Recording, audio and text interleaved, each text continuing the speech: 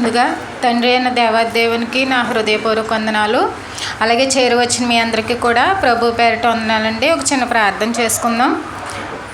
మహాపరిశుద్ధుడ, మహోన్నతుడ, సర్వోన్నతుడ, సర్వసృష్టికర్తమైనటువంటి మా ప్రియ పరలోకపు కన్న తండ్రి దేవ, మీ ఘనమైన నామానికి తండ్రి లెక్కింపలేని స్తుతులు స్తోత్రములు దేవ.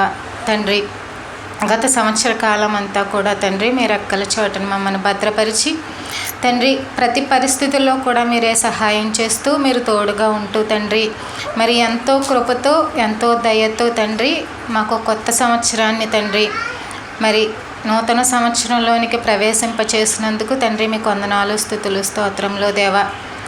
ఈ సంవత్సరంలో మొదటి ఆదివారం మీ సన్నిధిలో గడిపే గొప్పదైన భాగ్యాన్ని మాకు ఇచ్చారు తండ్రి. అందుని బట్టి వందనాలు స్తుతులు స్తోత్రంలో చెల్లించుకుంటున్నామయ్యా. మరి మీరు ఇచ్చినటువంటి సమయాన్ని తండ్రి సద్వినియోగపరుచుకుంటూ దేవా, మరి మీరిచ్చు బహుమతిని పొందుకునేటువంటి గొప్ప ధన్యతను ప్రతి ఒక్కరికి దయచేయండి తండ్రి దేవా. ఇంతవరకు పాటలతో మిమ్మల్ని మహింపరిచారు. వాక్య సందేశంలోనికి వెళ్చుండగా చెప్పుచున్న నాకు సమయోచితమైన జ్ఞానాన్ని ఆత్మ సహాయంతో నడిపించమని, మరి కావలసిన ఆరోగ్యాన్ని దయచేయమని, బలాన్ని శక్తిని తండ్రి సమకూర్చమని వేడుకుంటున్నామయ్యా. చేరువచ్చినటువంటి సంఘ బిడ్డలందరినీ కూడా జ్ఞాపకం చేసుకునండి తండ్రి. ఎంతో ఆశతో ఎంతో ఆసక్తితో తండ్రి వారు ఎదురు చూస్తుండగా దేవా, వారి హృదయాలను ఇంకా బలపరచండి. ఇంకా ఎంతో ధైర్యాన్ని ఇచ్చేటువంటి మాటలు వారికి వినిపింప చేయండి తండ్రి దేవ. ఈ సంవత్సరంలో ఈ ఆదివారం మాత్రమే కాదు తండ్రి, చివరి ఆదివారం వరకు కూడా తండ్రి వారు మీతో సహవాసంలో ఉండినట్లుగా మీ నుంచి అనేకమైనటువంటి మేలులు పొందుకున్నటువంటి గొప్ప భాగ్యాన్ని ప్రతి కుటుంబానికి ప్రతి ఒక్కరికి అనుగ్రహించండి తండ్రి. మరి మునుపటి కంటే కూడా అధికమైన మేలులు పొందుకునే స్థితిలో ప్రతి కుటుంబాన్ని ఉంచుతారని ఎంతో విశ్వాసంతో బలంతో తండ్రి నమ్మకంతో ప్రార్థిస్తున్నామయ్యా. తండ్రి మీకు వందనాలు తండ్రి, స్తుతులు స్తోత్రంలో దేవా. జరుగుతున్న కార్యక్రమం అంతట్లో కూడా తోడుగా ఉండి నడిపించమని ఈ చిన్న ప్రార్థన మా ప్రభువును రక్షకుడునైన యేసుక్రీస్తు వారి పేరట అడిగి వేడుకుంటున్నాం పరమ తండ్రి, ఆమేన్. కొత్త సంవత్సరంలో కొత్త ఆలోచనలు, కొత్త ప్లాన్లు, కొత్త ప్రణాళికలు ఖచ్చితంగా అందరం వేసుకుంటూనే ఉంటాం.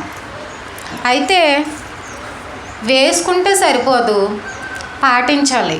అంటే ఈ ప్లాన్ ఇది అమలు చేయాలి, నేను ఇది ఎలా చేయాలి అన్నప్పుడు మొదటి అడుగు మనమే వేయాలి. ఒక ఆలోచన లేకుండా వెళ్ళిపోవాలంటే ఏదో ఒక రకంగా జీవితం వెళ్ళిపోద్ది. కానీ ఒక గోల్ పెట్టుకున్నప్పుడు మనకి ఇది నెరవేర్చాలి, ఇది జరగాలి, ఒక అభివృద్ధి కోరుకున్నప్పుడు మనల్నే మరల్చుకోవాలి. అంటే మనకు మనమే స్వీయ నిబంధన చేసుకోవాలి. అలాంటప్పుడు దేవుడి యొక్క సలహాలు తీసుకుంటే ఇంకా మంచిది కదా. దేవుడు కొత్త సంవత్సరంలో మామూలుగానే ఎప్పుడైతే తప్పిపోయి ఉన్నామో, ఎప్పుడైతే పడిపోయి ఉన్నామో, ఎప్పుడైతే రక్షణకు దూరంగా ఉన్నామో అధికమైన ప్రేమతో అధికమైన కృపతో దేవుడు పిలుచుకున్నాడు. అంటే అందరం కూడా ఒక్కరిలో కనబడతాం. బైబిల్లో ఉన్న ఒక మనిషిలో కనబడతాం. ఎవరు అంటే తప్పిపోయిన కుమారుడు. అసలు సువార్త సారాంశమే, దేవుని యొక్క పిలుపుకు అర్థమే ఏంటంటే ప్రతి ఒక్కరూ దేవుణ్ణి విడిచిపెట్టి వేరు వేరు మార్గాల్లో రకరకాల విధానాల్లో రకరకాల ఆలోచనలో వెళ్ళిపోతూ ఉంటే తప్పిపోయిన మనల్ని, నశించిన దానిని వెతికి రక్షించడానికి దేవుడు పిలుచుకున్న దేవుడు అన్ని విషయాల్లో బాగు చేస్తాడు అనుకుంటున్నారా? కొన్ని విషయాల్లో సహాయం చేస్తాడు కానీ కొన్ని విషయాల్లో చేయడు. లేదా కేవలం పరలోకం కోసం మాత్రమే అని అనుకుంటున్నారా? సమస్తమునండి. ఇంకా ఎప్పుడైతే పడిపోయిన వాడిని, తప్పిపోయిన నిన్ను ఒక పిలుపుతో పిలుచుకున్నాడో నిన్ను అన్ని రకాలుగా బాగు చేయడానికే. అయితే మరి మనం ఏం చేయాలి? ఆయన దగ్గర ఉండాలి, అంతేనండి. ఇప్పుడు మనం ఒక రోగం అనుకోండి, డాక్టర్కి దగ్గరలో ఉంటేనే మన వ్యాధి తగ్గుతుంది. మనం డాక్టర్ని విడిచిపెట్టి ఆయన ఇచ్చే ట్రీట్మెంట్ని అశ్రద్ధ చేసి నిర్లక్ష్యం చేసి డాక్టర్ ఉన్నాడు కానీ మనకి ఏ రకంగా తగ్గలేదు అనుకుంటే తగ్గుద్దా? బాగవుతామా? లేదు. అంటే దేవుడు అన్ని విషయాలలో బాగు చేయాలని కోరుతున్నాడు, కానీ మనం ఆయనకు దగ్గరలో ఉండాలి, ఆయన సన్నిధిలో ఉండాలి, ఆయన సహవాసంలో ఉండాలి, ఆయన ప్రార్థనలో నడుస్తూ ఉండాలి. ఇది ఒక్కరోజు ఒక నెల కొత్త నెలలో మొదటి వారం, కొత్త సంవత్సరంలో మొదటి వారం, లేదా స్పెషల్ డేస్ ఉంటాయి కదా, క్రిస్మస్కి, గుడ్ ఫ్రైడేకి, 31st ఇవి కాదండి.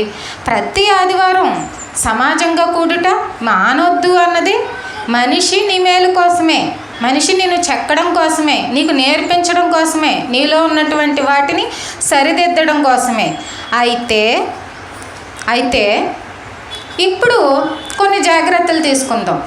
ఇప్పటి వరకు కూడా దేవునిలో నడిచిన వాళ్ళమే మరింత శ్రద్ధ కలిగి చూపుతున్నప్పుడు కొన్నింటిని వదిలేయాలి. కావాలి, అభివృద్ధి కావాలి అన్నప్పుడు కొన్నింటిని యాడ్ చేయాలి.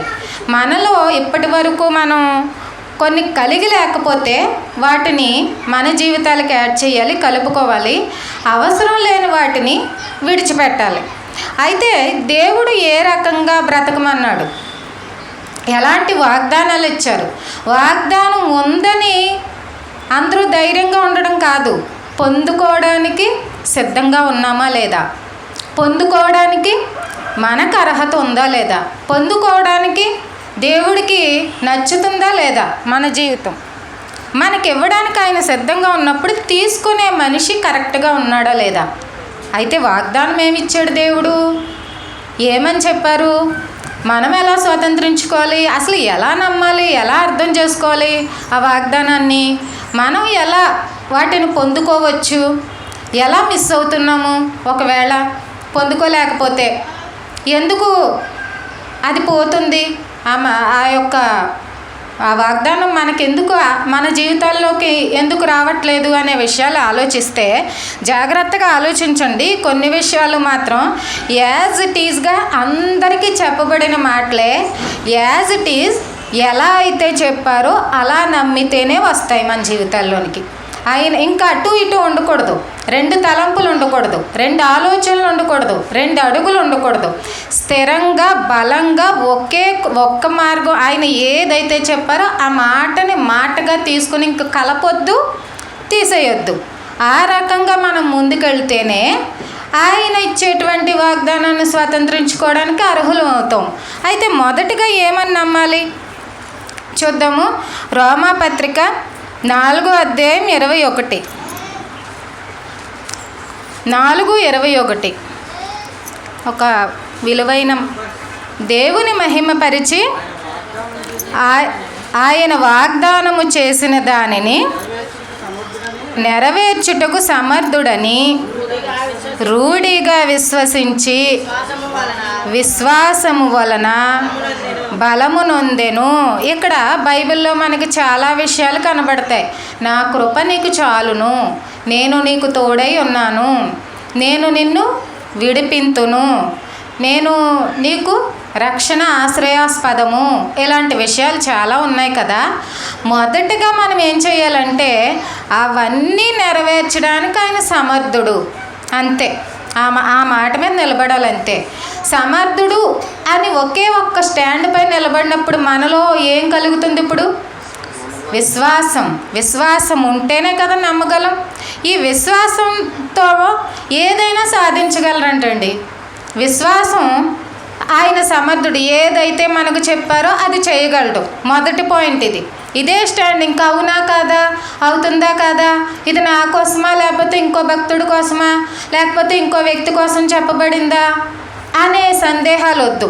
ఆయన వ్యక్తికి ఒకటి చెప్పారు, అంటే కొంతమంది వ్యక్తులకి ప్రత్యేకించి ఒకటి చెప్పారు. యూనివర్సల్గా అందరికీ సంబంధించి కొన్ని విషయాలు చెప్పారు. క్రీస్తు రక్షకుడు ఒకళ్ళకి అందరికా, ఈ వేరియేషన్ గమనించాలి. మరి బైబిల్ చదువుతున్నప్పుడు పర్టిక్యులర్గా కొందరికి లేదా ఒక్కళ్ళని ఉద్దేశించి కొన్ని మాటలు ఉంటాయి. అందరిని ఉద్దేశించి ఈ వాగ్దానం ఉందంటే మీ అందరికీ రక్షణ ఉంది. ఇప్పుడు అందరం తీసుకుంటాం. ఇది ఒక్కరికి సంబంధించిన మాట కాదు. మీ అందరిలో క్రీస్తు ఉన్నాడు, ఒక్కరిలో లేరు. క్రీస్తు ఇచ్చిన ఆత్మ సహాయం ఉంది. ఇది ఒక్కరికి సంబంధించింది కాదు, అందరూ తీసుకోవాలి, అందరూ నమ్మాలి, ఆ శక్తితో నడిపించబడాలి. కాబట్టి మొదటగా మనం ఏం చేద్దామంటే, ఏమైతే అందరికీ కలిపి చెప్పారో అవి చేయగలడు, అంతే. ఇంకా అటు ఇటు లేదు. ఆయన ఖచ్చితంగా చేయగలడు. ఈ విశ్వాసాన్ని కలిగి ఉందాం. అయితే ఎగ్జాంపుల్కి ఒకటి చెప్తాను మీకు. పాత చరిత్రలో ఒక వాగ్దానం చేశాడు దేవుడు కూడా. అది ఒకసారి చదువుదాం. నిర్గమకాండం 3వ అధ్యాయం 17.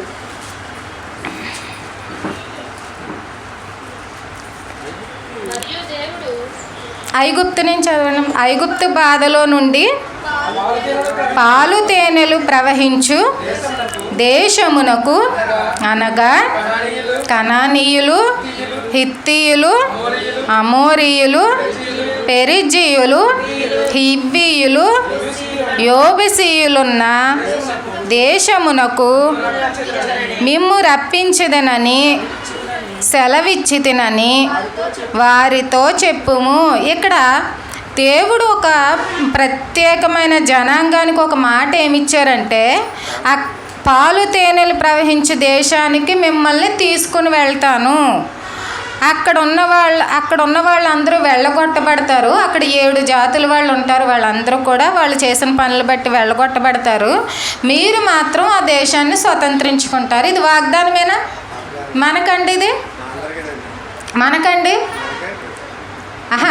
కనాను దేశం అండి, ఇశ్రాయేలీలకి. అంటే మనకుంది. దీని తర్వాత చదువుదాం. మనకి ఉంది ఈ వాగ్దానం. ఎవరికి? కేవలం ఇశ్రాయేలు ప్రజలకి. ఇంక మనం తీసుకోకూడదు. మనం ఇశ్రాయేలీలం కాదు, అన్యులం. మనం ఇప్పుడైతే క్రైస్తవులం.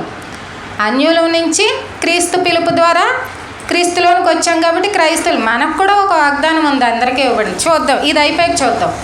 అయితే ఇక్కడ ఇశ్రాయేలు ప్రజలతోటి దేవుడు ఏమని చెప్పారు? మీకు ఒక మంచి దేశాన్ని ఇస్తాను. ఆ దేశం ఎలా ఉంటుంది? కరువుతో విలవల్లాడేది కాదు, పాలు తేనెలు ప్రవహించే దేశం. అంటే అన్నీ సమృద్ధికరంగా మీకు దొరుకుతాయి. ఇప్పుడు హ్యాపీయేనా అందరికీ? ఇచ్చింది ఎవరు? మాట ఇచ్చింది ఎవరు? దేవుడు. సంతోషంగా ఏం చేయాలి? నాకు వాగ్దానం చేసిన దేవుడు ఆ వాగ్దానాన్ని నెరవేర్చగల సమర్థుడు. ఇదే మాట మీదైనా ఉండాలి. ఇదే మాట మీద ఉన్నవాడికి వస్తుందండి ఖచ్చితంగా. ఆయన మొదట ఏం చెప్పారంటే, నేను ఒక మాట చెప్పానంటే అది నమ్మి తీరండి. ఎందుకంటే నమ్మలేని పరిస్థితులు ఎదురవ్వచ్చు, అయినా నమ్మి తీరండి. ఇలా నమ్మితే అది మీ సొంతం అవుతుంది. ఇక్కడ ఈ మాట ఇశ్రాయేలు ప్రజలకు చెప్పినప్పుడు ఎంతమంది మొదలెట్టారు ప్రయాణం? ఎంతమంది ప్రయాణం అయ్యారు? చెప్పండి. 6 లక్షల మంది జనాంగం మొదలుపెట్టారు, ప్రయాణం స్టార్ట్ చేశారు. ఈ ప్రయాణంలో ఎన్నో ఇబ్బందులు వచ్చాయి. ఒకసారి ఆహారం లేకపోవడం అయింది, మన్నాను కురిపించాడు. నీళ్లు లేకపోవడం జరిగింది, ఆ బండ నుంచి నీళ్లు రప్పించాడు. ఎంతోమందితో రాజులు ఎదురయ్యారు. అంటే ఒక్కో భూభాగాన్ని సొంతం చేసుకుంటున్నప్పుడు మరి యుద్ధాలు చేయాలి. అలాంటప్పుడు రాజులతో యుద్ధాలు చేశారు. అప్పుడు కూడా ఎవరు తోడై ఉన్నారు? దేవుడు తోడై ఉన్నారు. తర్వాత కొంతమంది మనుషులు కనిపించారు, బాగా బలవంతులు, వాళ్ళు ఎంతో బాహుబలం కలిగిన వాళ్ళు అని కనిపించారు. అప్పుడు ఏం చేశారు ప్రజలు? మన వల్ల కాదు ఇంకా, ఎందుకంటే వాళ్ళందరూ కూడా చాలా బలవంతులు, చాలా ఎత్తుగా ఉన్నారంటే గొల్యాత్ జాతికి సంబంధించిన వాళ్ళని చరిత్రకారులు చెప్తారు. గొల్యాత్ 9 అడుగులు కదా, పెద్ద దేహదారుఢ్యం కలిగిన అలాంటి ఒక సంతతి అని అంటారు చరిత్రకారులు. ఏదేమైనప్పటికీ కూడా వీళ్ళంట చిన్ని మిడతల్లో ఉన్నారంట వాళ్ళతో పోల్చుకున్నప్పుడు. అప్పుడు ఇద్దరు అన్నారండి. ఏమన్నారు అంటే ప్రజలందరూ భయపడుతుంటే యెహోషువ కాలేబు ఏమన్నారు? మాట ఇచ్చింది ఎవరు? దేవుడు. వాళ్ళని చూసి భయపడొద్దు. వాళ్ళు బలవంతులు కాదు, మాట ఇచ్చిన దేవుడు బలవంతుడు. కాబట్టి ఆ బలవంతుడు మనకు తోడుగా ఉన్నంతకాలం వీళ్ళు ఏం చేయలేరు, మనం ఓడించగలం అని చెప్పిన ప్రజలు నమ్మారా? మరి మొదటి వాగ్దానం ఏం చెప్పారు దేవుడు? మీరు స్వతంత్రించుకుంటారు. అదేనా మాట? ఇదే మాట నమ్మాలి కదా. పరిస్థితులు మారినా, శ్రమలు వచ్చినా, ఎక్కువ బలం కలిగిన వాళ్ళు ఎదురైనా, నీ శత్రువులు ఎదురైనా, నీ శత్రువులు నీపై దాడి చేసినా, మొదట మాట ఇచ్చిన దేవుడు విడిపిస్తాడు, నడిపిస్తాడు, తోడుంటాడు. ఇలాంటి విశ్వాసం మొదటి రోజు ఉంటే సరిపోదు, చివరి వరకు ఉండాలి. చివరి వరకు ఉన్న వాళ్ళే ఆ వాగ్దానానికి అర్హులు. ఇప్పుడు 6 లక్షల మందికి ఇవ్వబడిందండి. 6 లక్షల మంది స్వతంత్రించుకున్నారు మరి దేశాన్ని. మరి ఎంతమందికి ఇవ్వబడింది? 2 వెళ్ళారండి, యెహోషువను కాలేబు. వాళ్ళిద్దరికే చెప్పలేదు కదా మొదట, వీళ్ళందరికీ చెప్పారు కదా. ఎక్కడ ఫెయిల్ అవుతున్నాడు మనిషి? చూడండి, విశ్వాసంలో ఫెయిల్ అవుతున్నాడు. ఇప్పుడు 6 లక్షల జనం ఎక్కడ, 2 ఎక్కడ? అంటే ఎవరి విశ్వాసం చివరి వరకు ఒకేలా ఉంటుందో, పరిస్థితులు బెదిరిస్తున్నా, శత్రువులు దాడి చేస్తున్నా, నువ్వు ఎక్కడో ఆపదల్లో కృంగిపోతున్నా, మాటిచ్చిన దేవుడు తప్పనివాడు, మాటిచ్చిన దేవుడు సమర్థుడు అని ఎవరైతే చివరి వరకు నమ్ముతారో వాళ్ళకే ఆ వాగ్దానం వర్తిస్తుంది. వాళ్ళు ఆ వాగ్దానాన్ని పొందుకుంటారు. అక్కడ ఇశ్రాయేలు ప్రజలు అందరూ ఫెయిల్ అయ్యారు, 2 గెలిచారు. మనకు కూడా ఇవ్వబడింది ఇప్పుడు. అది ఇప్పుడు చూద్దాం. రోమాపత్రిక 10:8-9.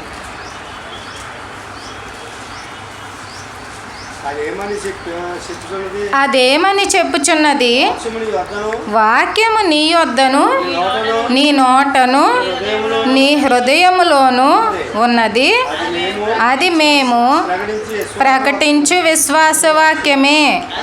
అదేమనగా యేసు ప్రభు అని నీ నోటితో ఒప్పుకొని దేవుడు మృతుల్లో నుండి ఆయనను లేపినని నీ హృదయమందు విశ్వసించిన ఎడల నీవు రక్షింపబడుదువు.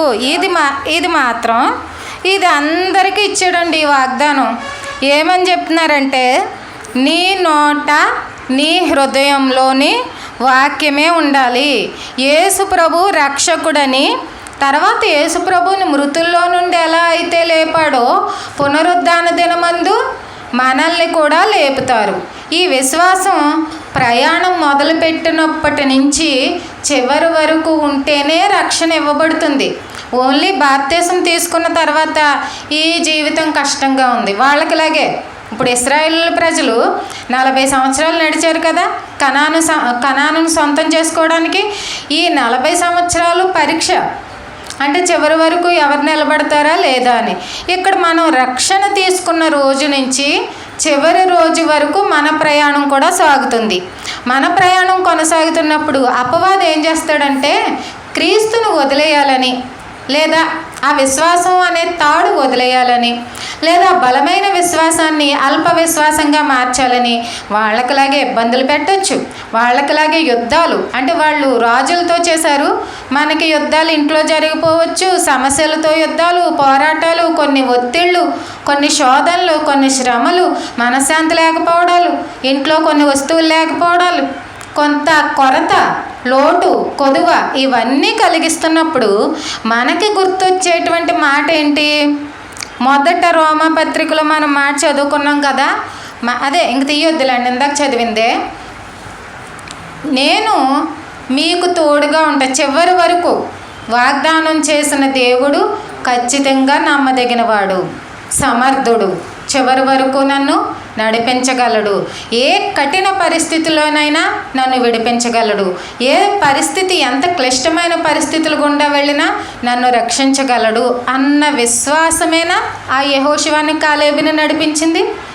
ఆ విశ్వాసమేనా వాళ్ళు గెలిచేలా చేసింది? ఆ విశ్వాసమే కదా ఆ దేశాన్ని స్వతంత్రించుకునేలా చేసింది. ఇక్కడ కూడా మనకు ఒక యాత్ర ఉంది, మనకు ఒక గోల్ ఉంది. చివరికి ఒక దేశాన్ని, అంటే వాళ్ళది కనాను, మనది పరమ కనాను.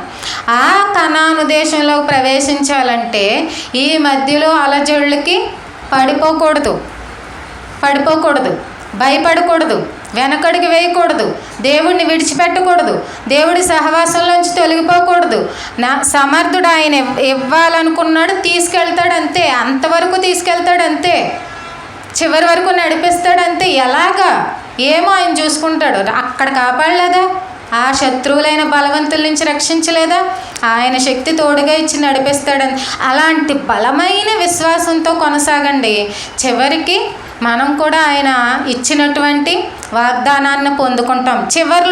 చివర్లో లాస్ట్లో అందరికీ జీవితం ముగిసిపోయిన తర్వాత క్రీస్తుతో లేపబడతాం. మరి ఈ జీవితానికి కొన్ని కావాలి కదా, ఈ జీవితానికి కూడా కొన్ని కావాలి. వాటికి సంబంధించి దేవుడు మనకి ఏం చెప్తున్నారంటే కొన్ని విషయాలు మనం ఆలోచిద్దాం. ఈ ప్రయాణంలో దేవుడు మనకి ఎలా తోడుగా ఉంటానన్నారో అవి కూడా చూద్దాం. యోహాను సువార్త 17:23 చూడండి. వారి యందు నేనును నా యందు నీవును ఉండుట వలన వారు సంపూర్ణులుగా చేయబడి ఏకముగా ఉన్నందున నీవు నన్ను పంపితివనియు నీవు నన్ను ప్రేమించినట్లే వారిని కూడా ప్రేమించితివనియు లోకము తెలుసుకొనున్నట్లు నాకు అనుగ్రహించిన మహిమను వారికి ఇచ్చి తిని. ఇక్కడ ప్రభువు ఏమంటున్నారంటే ఆశ్చర్యంగా ఉంది కదండి. ఇప్పుడు తండ్రికి, దేవుడని యెహోవా తండ్రికి ప్రభువు ఇష్టమా మనిషి ఇష్టమా? ఏం చెప్తారు? మనిషి ఏమి దేవుడికి నచ్చినట్టు ఎవరూ బతికే లేదు. పిలువబడిన తర్వాత కూడా అనేక సార్లు పడిపోవడం, అనేక సార్లు విరుద్ధంగా ప్రవర్తించడం, ఏదో పాపంలో పడిపోవడం, కొంతమంది పశ్చాత్తాపడి తిరిగి నిలబడడం జరిగింది, కొంతమంది ఇంక అదే పాపంలో నాశనానికి వెళ్ళిపోవడం అనేది జరిగింది. కానీ ప్రభువు మాత్రం ప్రతి క్షణం దేవుడి చిత్తాన్ని నెరవేరుస్తూ దేవుడిని సంతోషపరుస్తూ బ్రతికి దేవుడే ఈయన నా ప్రియ కుమారుడు, ఈయన ఎంతో ఆనందిస్తున్నానంటే ఏ మనిషి కూడా ఆనందాన్ని ఇవ్వలేకపోయాడు తండ్రికి. ఏ మనిషి దేవుడు సంతోషించే విధంగా బతకలేకపోయాడు, ఫెయిల్ అయిపోయాడు. కానీ ఇక్కడ ఒక మాట చూడండి, నీవు నన్ను ప్రేమించినట్లే వారిని కూడా ప్రేమించితివనియు. అంటే ఇక్కడ ఏం కనబడుతుంది? క్రీస్తును ప్రేమించినట్లే అందరినీ కూడా ప్రేమించడం. ప్రేమ అర్థమైందండి మనుషులకి, క్రీస్తుకు అర్థమైంది. కాబట్టి యేసుక్రీస్తు ఎలాగా దైవత్వంతో ఉన్న కుమారుడు కాబట్టి తండ్రికి ఇష్టానుసారంగా బ్రతకడు. మనిషి బ్రతకలేకపోయినా మనిషికి ఆ ప్రేమనిచ్చాడా లేదా? తండ్రి ఎంతగా ప్రేమించాడు. క్రీస్తునే, ప్రియ కుమారుడైన క్రీస్తునే ఇచ్చేసి అంత గొప్పగా ప్రేమించాడు. ఈ ప్రేమకు పరిమితి ఉందా? అంతముందా? లెక్కుందా? మరి ఎంత గొప్పగా ప్రేమించిన తండ్రి ఉండగా ఏ విషయంలో నిన్ను వదిలేస్తాడు చెప్పండి? ఏ విషయంలో నిన్ను కాదంటాడు? అంటే ఒకటి అలా జరుగుతుంది అంటే మనం శ్రద్ధ చేయలేదు, మనం అంతగా దేవుడికి ఇంపార్టెన్స్ ఇవ్వలేదు, ప్రాధాన్యత ఇవ్వలేదు, మనం అంతగా మన హృదయంలో అంతగా వాక్యాన్ని పెట్టుకోలేదు. కాబట్టే ఈ రోజు కొన్ని సెట్ చేసుకుందాం. దేవుడు ప్రేమ అనంతమైనది, క్రీస్తుని ఇచ్చేంత గొప్ప ప్రేమ. క్రీస్తు నిజంగా అందరికంటే గొప్పవాడే. ఎందుకంటే తన ప్రాణాన్ని ఇచ్చి సిలువుపైనే ప్రేమ అంటే ఎంత గొప్పగా ఉంటుంది. అసలు అర్హత లేదు తీసుకోవడానికి, ఏ మనిషికి కూడా అర్హత లేదు. అర్హత లేని వాడిని కూడా ఇంత గొప్పగా ప్రేమించి తండ్రి ప్రేమ తెలియజేశాడు, క్రీస్తు ప్రేమ తెలియచెప్పాడు. అయితే మనిషి నువ్వేం అర్థం చేసుకోవాలి? క్రీస్తు ద్వారా, క్రీస్తు ఇచ్చిన కృప ద్వారా, దేవుడు ప్రేమించి నీకు తోడుగా ఉంటానన్న మాట ద్వారా ఎలా అర్థం చేసుకోవాలి, ఎలా పొందుకోవాలి? కొన్ని విషయాలు మనం ఆలోచిస్తే 1 యోహాను 1:9 చూడండి. నిజమైన వెలుగు ఉండెను, అది లోకములోనికి వచ్చుచు ప్రతి మనుష్యుని వెలిగించుచున్నది. వెలుగు ఎవరిక్కడ? యేసుక్రీస్తు ప్రభువారు. లోకంలోనికి వచ్చిన వెలుగు యేసుక్రీస్తు ప్రభువారు. దైవత్వాన్ని కూడా తగ్గించుకొని మనుషునితో సమానంగా మనుష్య రూపంగా వచ్చిన వెలుగు ప్రభువారు. ఇప్పుడు ప్రభు వస్తే ప్రతి జీవితం ఎలా ఉండాలంట? వెలుగుమయమై ఉండాలి. క్రీస్తు వచ్చింది ప్రతి మనిషిని వెలిగించడానికి. ఒక్క విషయంలో కాదు, ప్రతి విషయంలో కూడా మనిషిని వెలిగించాలి, మనిషిని బాగు చేయాలి, మనిషిని నిలబెట్టాలి, మనిషిని అభివృద్ధి చేయాలి, మనిషిని ఉన్నతమైన స్థితికి తీసుకెళ్ళాలి. అంటే ఇప్పుడు క్రీస్తు పరిచయం అయితే ఏమవ్వాలి? అతని జీవితం లేదా ఆమె జీవితం గొప్పగా మారిపోవాలి. ఒకవేళ పాడు చేసింది అంటే అక్కడ వాక్యం తప్పుగా చెప్పినట్టు, తప్పుగా అర్థం చేసుకున్నట్టు, తప్పుగా బోధ జరిగినట్టు. క్రీస్తు ఎప్పుడు కూడా వెలిగించడానికి నిజమైన వెలుగునిచ్చే క్రీస్తు ప్రతి ఒక్కరిని లేదంటే తప్పిపోయిన వాడిని వదిలేచ్చు కదా. అలాగా తప్పిపోయిన వాడిని, నశించిపోయిన దాన్ని వెతికి రక్షించింది ఎందుకు? వెలుగునివ్వడం కోసం, అభివృద్ధినివ్వడం కోసం, బాగు చేయడం కోసం, అన్ని విధాలుగా నిలబెట్టడం కోసం. క్రీస్తు వచ్చిన తర్వాత మొదటగా మనలో జరిగిన పని ఏంటి ఒకసారి చూద్దాం. అది హెబ్రీ పత్రిక 3:12. వాక్యం ఎప్పుడు పాడు చేయదండి. ఇది వద్దు అని నష్టపరిచింది అంటే నీకు ఆ మాట అర్థం కాలేదని, అపార్థమైందని గమనించండి అక్కడ ఆ విషయాన్ని. 3:12 హెబ్రీ పత్రిక 8:12.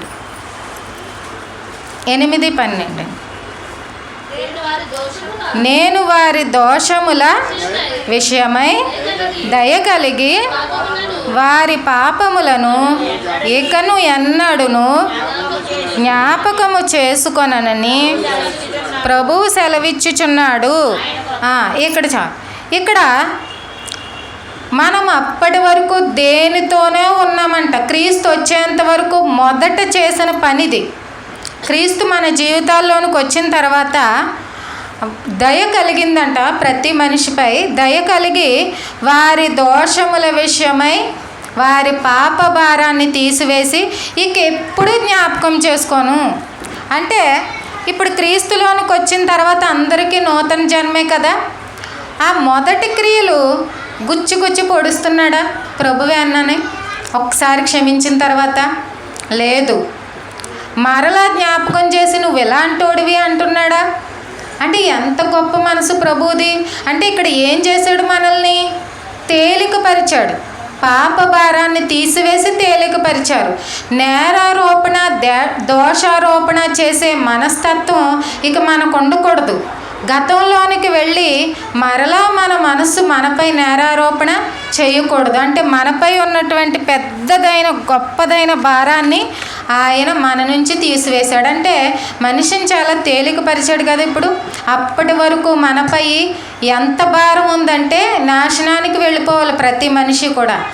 ఈయన వచ్చిన తర్వాత, ప్రభు వచ్చిన తర్వాత కొట్టేశాడు అంతే. ఇంకొకసారి కొట్టేసి ఇక మరలా నీ మనస్సాక్షి నీపై నేరారోపణ చేయదు. ఇంకా నువ్వు ఆ రకంగా గిల్టీగా ఫీల్ అవ్వద్దు. అంటే ఇప్పుడు ప్రభువుని నమ్మి కూడా పాపంలో నడుస్తూ ఉంటే మాత్రం అది మన తప్పే. ఇంకా ఒక్కసారే క్షమించబడుతుంది.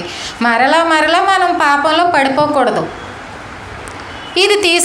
ఇది జరిగిన తర్వాత ఇంకా ఏమని నమ్మాలి ఒకసారి చూద్దాము. ద్వితీయోపదేశకాండం పాపభారం తీసేశారు. పాపభారం తీసిన తర్వాత మనకి కొన్ని నియమాలు ఇవ్వబడ్డాయి. ఇప్పుడు మన ఇష్టానుసారంగా కాదు, దేవుడి ఇష్టానుసారంగా బ్రతకాలి. దేవుడి ఇష్టానుసారంగా బ్రతకాలంటే ఒక్కసారి ఆయన విధులు ఆజ్ఞలు తెలుసుకోవాలి. దీన్ని తెలుసుకుని ఎలా అర్థం చేసుకోవాలి? ద్వితీయోపదేశకాండం 10:13 తీయండి. నీ మేలు కొరకు నేడు నేను నీకు ఆజ్ఞాపించు యెహోవా ఆజ్ఞలను కట్టడలను అనుసరించి నడుచుకొందునను మాట కాక నీ దేవుడైన యెహోవా నిన్ను మరి ఏమి అడుగుచున్నాడు? ఇక్కడ తీసాడు. ఇప్పటి వరకు ఒక రూల్ లేకుండా, ఒక నియమం లేకుండా, ఒక నిబద్ధత లేకుండా ఎలాగో బ్రతికేస్తే ప్రభువు పిలుచుకున్న తర్వాత, ప్రభువు పరిచయం అయిన తర్వాత అవన్నిటినీ కొట్టివేశాడు. ఇక మళ్ళీ వాటిని అంటించుకోకుండా ఉండాలంటే నీకు కొన్ని ఆజ్ఞలు ఇస్తున్నాను. ఇక నుంచి నీ ఇష్టం కాదు, దేవుడి చిత్త ప్రకారంగా నడవాలి. దేవుడి చిత్తంలో ఏముంది? కొన్ని ఆజ్ఞలు ఉన్నాయి, కొన్ని కట్టడలు ఉన్నాయి, కొన్ని విధులు ఉన్నాయి. ఇప్పుడు ఇవి నమ్మాలి. వీటి ప్రకారంగా నడవాలంటే మనం ఎలా నమ్మాలి? ఇవన్నీ కూడా నా మేలు కొరకే. ఒక ఆజ్ఞ ఇవ్వబడింది దేవుడి నుంచి, ఒక మాట ఇవ్వబడింది అంటే ఇది నా మేలు కొరకే. క్షమించండి అన్నాడు, ఇది నా మేలు కొరకే. స్వార్థంతో ఉండొద్దు అన్నాడు, ఇది నా మేలు కొరకే. అసూయ పడొద్దు, మత్సర పడొద్దు, నీ హృదయంలో వీటికి చోటు ఇవ్వద్దు అన్నాడు, ఇది నా మేలు కొరకే. నాకు ఆశీర్వాదకరంగా ఉండడం కొరకే. ద్వేషంతో ఉండొద్దు, పగ తీర్చుకోవద్దు, ప్రేమతో మీ హృదయాన్ని నింపుకోండి అన్నాడు, ఇది నా మేలు కొరకే. అంటే ప్రతి ఆజ్ఞ కూడా అక్కడ ఎలా తయారు చేయబడింది? మనిషి మేలు కొరకు తయారు చేయబడింది. ఈ రకంగా దేవుడు చెప్పిన ఆజ్ఞలని ప్రతి దాంట్లో కూడా నా ప్రయోజనం ఉంది, నాకు ఆశీర్వాదకరం, నాకు దీవెనకరం అనుకుంటూ నువ్వు పాటించినట్లయితే ఇది తెలుసుకోవాలి. ఫస్ట్ ధర్మశాస్త్రం అనేది, లేదా దేవుడు పెట్టినటువంటి క్రొత్త నిబంధనలో ఇవ్వబడిన ఆజ్ఞలు నా కోసమే, నన్ను నడిపించడం కోసమే. ఒకప్పుడు ఇవి తెలియకే కదా వేరు మార్గాల్లో వెళ్ళిపోయి పాప భారాన్ని మీద పెట్టుకున్నాను. ఇప్పుడు దాన్ని తీసివేసి ఇక నుంచి ఆ భారం కలగకుండా నాకు ఏది ప్రయోజనమో ఆ మార్గాన్ని దేవుడు సిద్ధపరిచాడు. తర్వాత ఇంకొకటి, రోమాపత్రిక 8:28.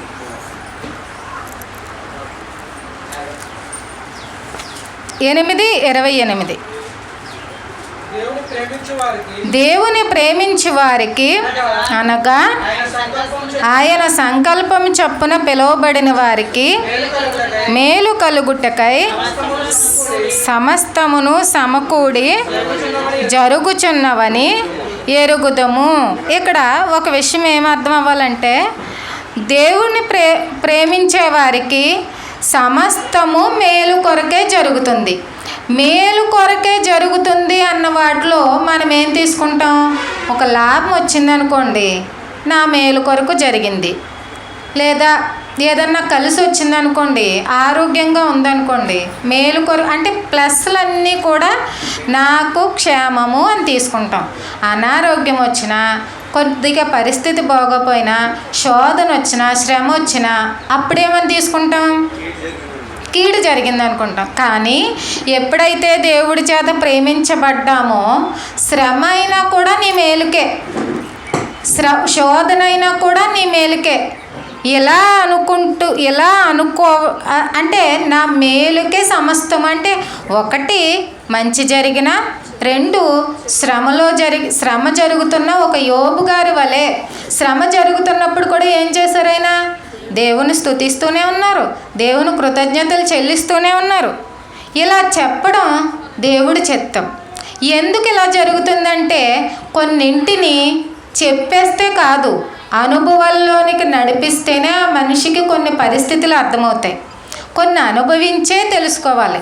కాబట్టి అనుభవాలు గుండా నడిపించడం కోసం ఎదురవుతుంది. కాబట్టి నాకు ఆ శ్రమ ఈ పాఠం తెలియడం కోసం, నాకు ఆ ఇబ్బంది దాని విలువ తెలియడం కోసం, నేను అప్పుడు అలా నలిగిపోవడం, కొన్ని విషయాలు నేను అర్థం చేసుకున్నాను వాటిలోనే. కాబట్టి ఇవన్నీ కూడా సమస్తము అంటే నాకు వచ్చే ప్రతి పరిస్థితి, నాకు ఎదురయ్యే ప్రతి వ్యక్తి దేవుడు పర్మిషన్ తీసుకునే వస్తుంది. అంటే దేవుడు అధీనంలోనైనా జరుగుతుంది.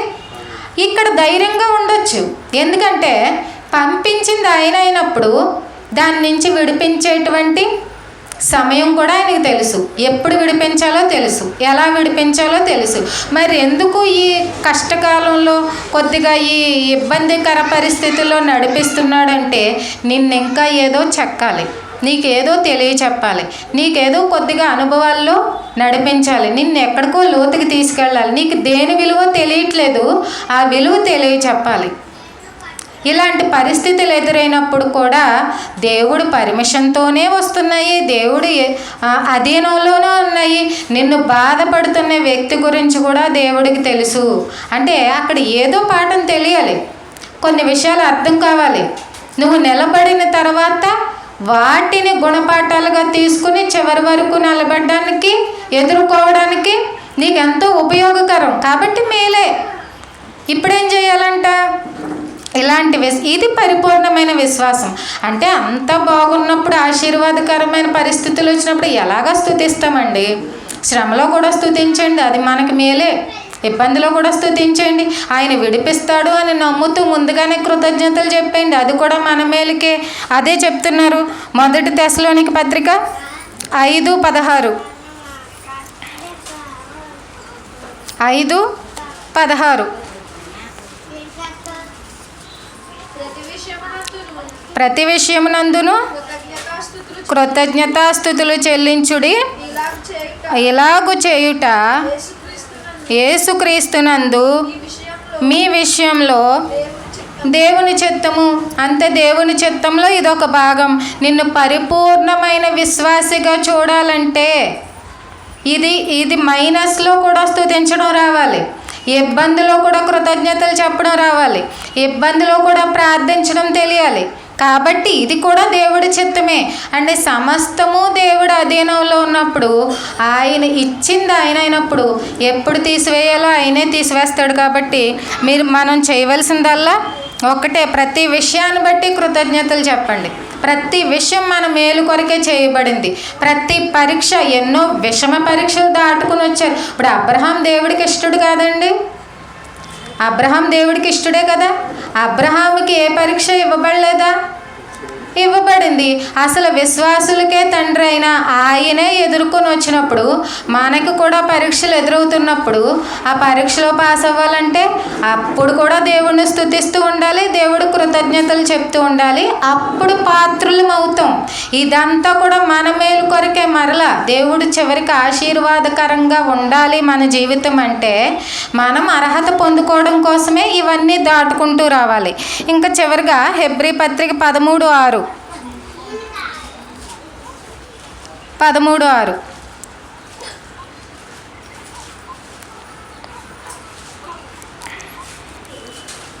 హెబ్రీ. కాబట్టి ప్రభువు నాకు సహాయుడు, నేను భయపడను, నరమాత్రుడు నాకేమి చేయగలడు అని మంచి ధైర్యముతో చెప్పగలవారమై ఉన్నాము. ఒక్కసారి పిలిచిన తర్వాత నిన్ను విడువను అని చెప్పారు, నిన్ను ఎడబాయను అని చెప్పారు, నీకు సహాయం చేస్తాను, నువ్వు భయపడొద్దు అని ఎన్నోసార్లు చెప్పారు. కాబట్టి ఇప్పుడు మంచిగా వెళ్ళిపోతున్నా విడువడు, కొన్ని క్లిష్టతరమైన పరిస్థితుల్లోనూ విడువడు. ఇది నాకు పరీక్షా సమయమే కాబట్టి దేవుడు నాకు సహాయకుడు అని ఒక మంచి ధైర్యంతో వెళ్ళాలి. ఏ పరిస్థితి ఎదురైనప్పటికీ కూడా దేవుడు అనుమతితోనే వచ్చింది. అన్నీ తెలుసు దేవుడికి, ఏ పరిస్థితిలో విడిచిపెట్టనన్నాడు. ఇలాంటి ఒక మంచి ధైర్యంతో వెళ్ళగలిగినప్పుడు, దేవుడి మాటల్ని, వాగ్దానాల్ని ఇలా అర్థం చేసుకున్నప్పుడు, ఇలా నమ్మినప్పుడు, ప్రతి ఆజ్ఞ నా మేలుకే ఇవ్వబడింది, శోధనలో కూడా కృతజ్ఞతలు స్తుతులు చెప్పగలిగినప్పుడు, ఎడతెగగా ప్రార్థించినప్పుడు, వాక్యాన్ని ధ్యానిస్తూ ఉన్నప్పుడు, చివరికి ఇవన్నీ దాటుకొని ఒక పరిపూర్ణమైన స్థితిలోనికి వెళ్ళిపోయినప్పుడు, చివరికి పరిపూర్ణమైన విశ్వాసంలోనికి మనిషి ఎదిగిపోయినప్పుడు, ఇలాగా స్టెప్ బై స్టెప్ ఒక్కొక్కటిగా దాటుకుంటూ ఇలా పరిపూర్ణమైన స్థితిలోనికి వెళ్ళిపోయినప్పుడు ఇంకొక బహుమతి ఏమిస్తున్నాడంటే దేవుడు, నీ విశ్వాసం. ఇప్పుడు నువ్వు బలంగా మారిపోయావు. ఏ రకంగా బలవంతుడివి? విశ్వాస మూలంగా బలవంతుడివి. అంటే విశ్వాసంలో బలవంతుడిగా మారిపోయావు. ఇప్పుడు శ్రమ వచ్చినా దేవుడు నన్ను తీసుకెళ్తాడు అని ఆ టైంలో కూడా కృతజ్ఞతలు చెప్పగలవు, ధైర్యంగా ఉండగలవు, ప్రార్థించగలవు, వాక్యదానంతో ఉన్నావు, దేవుని సహవాసంలో ఉన్నావు.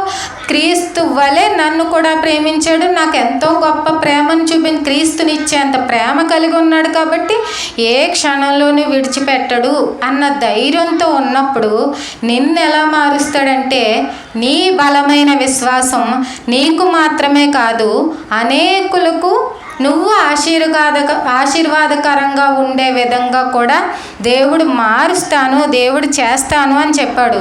ఒక్కటి చూద్దాం, ఆదికాండం 12:2-3 చూడండి.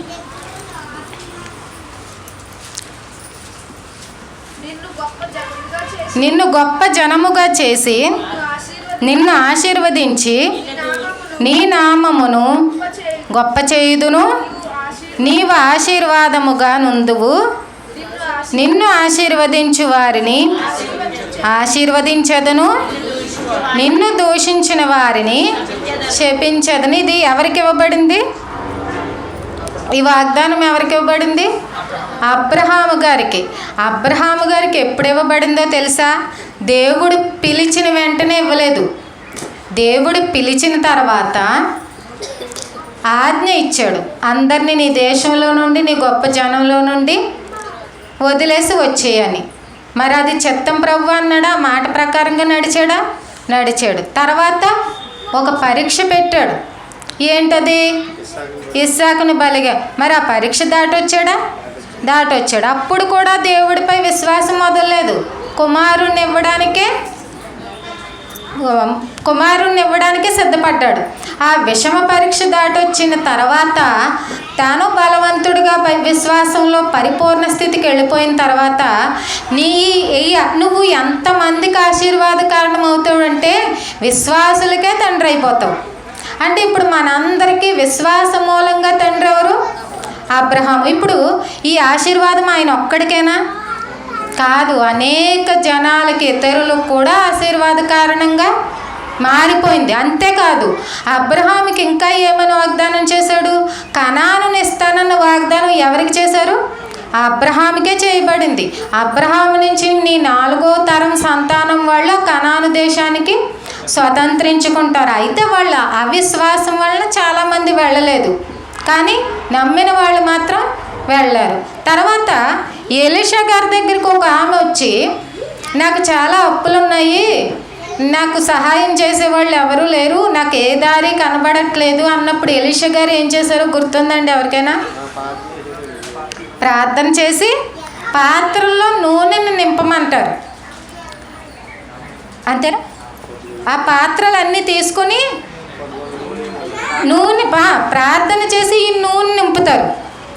ఆమెను ఏం చేయమని పాత్రలన్నీ ఒక చోట పెట్టమంటారు. ఈయన వచ్చిన ఆమె సమస్య చెప్పింది. ఏమని సమస్య? ఆమెకున్న సమస్య ఏంటి? ఈ అప్పుల బాధతో నేను చాలా బాధపడుతున్నాను, నేను చాలా ఇబ్బంది పడుతున్నాను అని చెప్పింది. ఇప్పుడు ఎలీషా గారు ఏం చేశారు? ఆ పాత్రలన్నింటినీ ప్రార్థన చేసి పాత్రలన్నింటినీ నూనెతో నింపేశాడు. ఇప్పుడు ఈ నూనె అమ్ముకొని అప్పులు తీర్చుకోమన్నాడు. ఎలీషా గారికి ఉన్న ఆశీర్వాదం ఎవరికి ఇవ్వబడింది? ఆమెకు కూడా విధవరాలు. ఆమె భర్త లేని స్త్రీ, ఆమె భర్త చనిపోయిన ఆమె. ఇప్పుడు ఆ విధవరాలకు కూడా ఇవ్వబడింది కదా.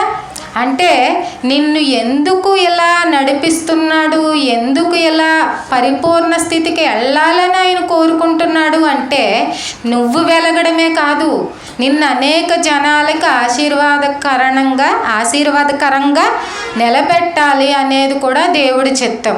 ఆ పైన ఫైనల్గా బహుమతి పరలోక రాజ్యం. కాబట్టి ఇదండి ప్రాసెస్. పాపభారం తీసేశాడు, మనల్ని తేలికపరిచాడు. ప్రభు వచ్చి ప్రతి జీవితాన్ని వెలిగించాడు, అన్ని విధాలుగా సహాయం చేస్తా అన్నాడు. దేవుడు వచ్చిన ప్రతి ఆజ్ఞ కూడా మన మేలు కొరకే అని గుర్తించి ఆ యొక్క ఆజ్ఞ ప్రకారంగా బ్రతకమన్నాడు, నడవమన్నాడు. ఇంకా ఒకవేళ మీకు ఇబ్బంది పరిస్థితి వస్తే, శ్రమ వస్తే దేవుడి ఆధీనంలోనే ఉంది, దేవుడి చిత్త ప్రకారమే ఇది జరుగుతుంది. ఎందుకంటే భక్తులు కూడా పరీక్ష దాటే మేలులు పొందుకున్నారు. ఏ భక్తుడినైనా తీసుకోండి. అది ఎందుకంటే నిన్ను పరిపూర్ణమైన స్థితిలోకి నడిపించడం కోసం, నిన్ను ఇంకా అందంగా చెక్కడం కోసం, నీకు ఇంకా మంచి స్వరూపాన్ని ఇవ్వడం కోసం. కాబట్టి ఇది కూడా నా మేలు కొరకే, దీంట్లో కూడా నేను దేవుడికి కృతజ్ఞతలు చెల్లిస్తాను, ఖచ్చితంగా నన్ను ఈ పరిస్థితి నుంచి బయట వేస్తాడని ఒక మంచి ధైర్యాన్ని కలిగి ఉంటే చివరికి నువ్వు ఎలా మారుతావంటే నువ్వు నీ కుటుంబానికే కాదు ఇంకా అనేకులకు ఆశీర్వాదకరంగా కూడా మారగలుగుతావు. ఇంకా చివరిలో మన జీవితం ముగిసిపోయిన తర్వాత నిత్య జీవితం, దేవుడిచ్చే బహుమతి, దేవుడిచ్చిన వాగ్దానం. కాబట్టి ఈ ప్రకారంగా స్టెప్ బై స్టెప్ ప్రతి ఒక్కరూ ఎదగండి. ఈ జీవితంలో కూడా దేవుడు మనకు ఎంతగానో సహాయం చేస్తాడు. ప్రతి జీవితాన్ని వెలిగిస్తానన్నాడు తప్పితే నష్టపోయే విధంగా ఏ మాట చెప్పలేదండి. ఒకవేళ మనిషి నష్టపోతున్నాడంటే తాను చేసుకున్న స్వయంకృత అపరాధం వల్ల. దేవుడైతే ప్రతి మనిషిని కూడా ఉన్నతమైన స్థితి అయితే ఆయన మాట ప్రకారంగా నడవాలి, ఆయనకు దగ్గరగా ఉండాలి, ఆయన సహవాసంలో ఉండాలి, ప్రార్థన వాక్యదానమందు శ్రద్ధ కలిగి ప్రతిరోజు మన జీవితంలో నిత్య భాగమైపోవాలి అవి. ఈ ప్రకారంగా మనకు నడుచుకుంటున్నప్పుడు దేవుడు ప్రతి జీవితానికి ప్రతి ఒక్కరూ ఏవైతే కోరుతున్నారో అవన్నీ కూడా అనుగ్రహించగల సమర్థుడు. ఇదే మన విశ్వాసం. కాబట్టి ఈ రకమైనటువంటి జాగ్రత్తలు తీసుకుంటూ ఈ నియమాలు పాటిస్తూ మనం ముందుకెళ్దాం. ఒక చిన్న ప్రార్థన. మహాపరిశుద్ధుడా, మహోన్నతుడా, సర్వోన్నతుడా, దేవా, మీ ఘనమైన నామానికి తండ్రి వందనాలు, స్తుతులు, స్తోత్రములు చెల్లించుకుంటున్నాం ప్రభువా.